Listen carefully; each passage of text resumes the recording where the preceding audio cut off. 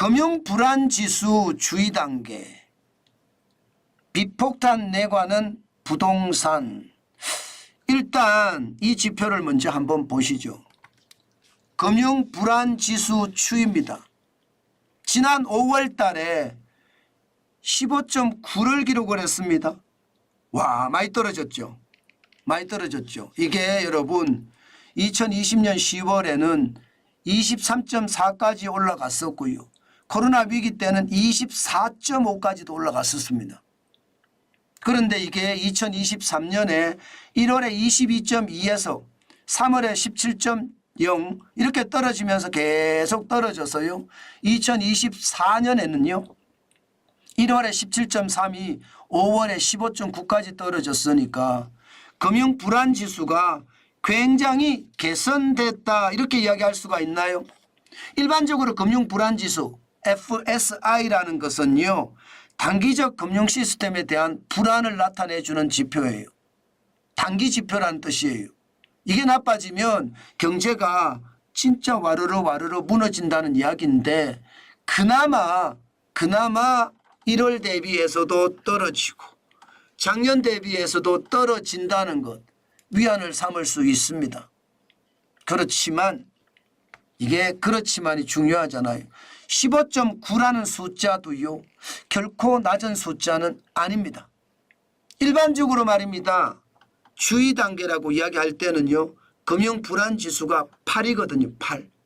그리고 위험 단계라고 이야기하면 24고요.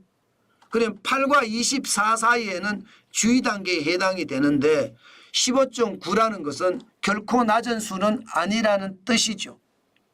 언제든지 뇌관이 터지면 그에 대한 상황은 걷잡을 수 없는 금융위기로도 번져질 수 있는 수치라는 뜻입니다. 게다가 금융취약성 지수도 떨어졌다고 하지만 여전히 높은 숫자입니다. 장기 평균이 35.3인데 지금 2024년을 보면 1분기가 30.5거든요. 30.5. 뭔가 분위기가 잡혀가고 있다. 떨어지고 있다. 2021년 2분기 59.4에 비하면 많이 떨어졌다. 이렇게 이야기는 할 수 있습니다. 그렇지만 장기 평균보다 낮기 때문에 위험성은 없다. 이렇게 이야기하기는 쉽지 않습니다. 30.5라는 숫자는요. 평시에 비하면 굉장히 높은 숫자거든요. 2011년 4분기를 한번 보세요. 16.5잖아요. 이렇게 금융취약성 지수가 그래도 말입니다. 그래도 낮은 숫자를 유지하는 게 좋은데 30.5라는 것은 그만큼 하나가 자칫 터졌을 때 그 위기감이 더 커질 수도 있다. 이런 수치입니다. 제가 비폭탄 내가는 부동산이라고 말씀드린 이유도 여기에 있습니다. 그만큼 여러분 빚이 여전히 많다. 이것을 해결할 방법이 쉽지 않다. 이렇게 생각할 수가 있습니다. 민간부채를 보면 지금 현재까지 6년 사이에 민간부채, 기업하고 가계부채거든요. 48.2%입니다. 그렇게 늘어났습니다. 2023년 기준으로 5,030조 1,000억 원이거든요. 2017년에 3,393조 3천억 원에 비하면 굉장히 많죠. 1,636조 8천억 원이 늘었으니까 48.2%가 늘었거든요. 그중에서도 기업 부채가 지금 굉장히 빠른 속도로 늡니다. 안 줄어요. 가계부채는 2022년에 2,660조 1,000억 원을 했어요. 2023년에 2,250조로 줄어들었거든요. 그런데 기업 부채는 계속 올라갑니다. 기업 부채는 2022년에 2,573조가 2,780조가 된 거예요. 그러니까 가계부채가 좀 꼬꾸라지고 기업 부채는 올라가지만 가계부채가 좀 꼬꾸라졌다는 것에 대한 방점을 두고 금융취약성 지수나 금융불안지수가 떨어졌다고 볼 수는 있습니다. 올해 들어와서도요. 여러분 이게 나쁘지 않습니다. 가계부채는 또 좀 떨어지고 있고요.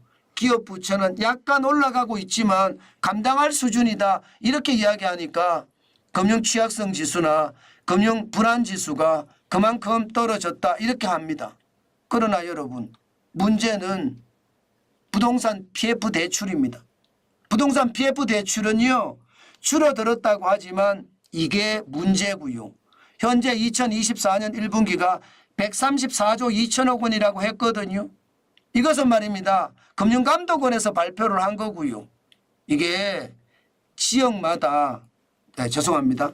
기관마다 발표하는 게 다 틀립니다.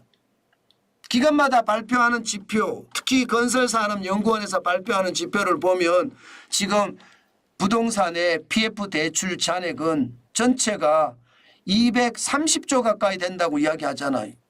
결국 230조가 넘는 그 비폭탄, 단순하게 PF 대출액만 볼 것이 아니라 브릿지론도 봐야 된다는 거예요. 지금 브릿지론도 봤을 때는 230조가 넘는다. 이것은 여러분 확실한 내가는 맞습니다.